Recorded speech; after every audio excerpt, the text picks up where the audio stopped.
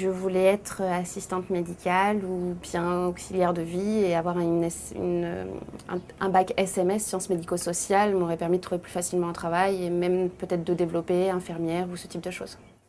Donc, j'avais 15 ans, j'étais en cinquième. Moi, j'avais choisi de faire de la coiffure, chose que j'aimais bien.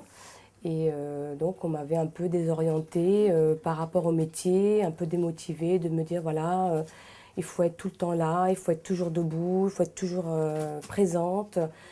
Je n'avais pas le niveau pour aller en SMS, donc on me conseillait plutôt une section sciences, tertiaire en fait, une action communication commerciale parce que j'étais douée à l'oral et donc ça suffisait largement par rapport à mon diplôme.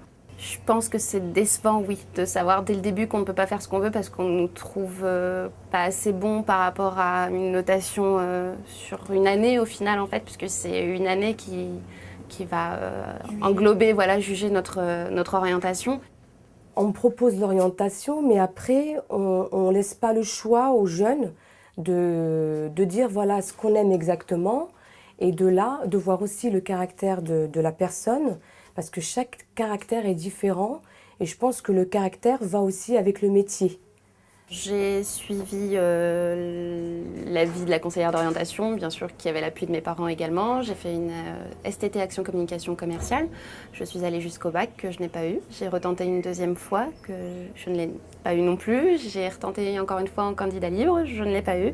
À la suite de ça, j'ai commencé à chercher des petits boulots. J'ai fait un peu de tout. J'ai fait vendeuse en boulangerie, femme de ménage, hôtesse d'accueil, standardiste.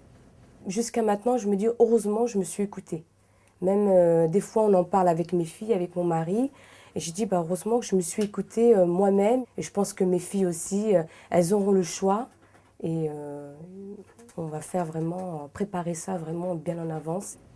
COD nous permet de trouver de l'écoute, de nous aider pour l'orientation et ne nous étudie pas ou ne nous juge pas sur un système de notation ou sur des tests. Ils utilisent nos compétences et notre activité et ce qu'on est pour pouvoir nous orienter.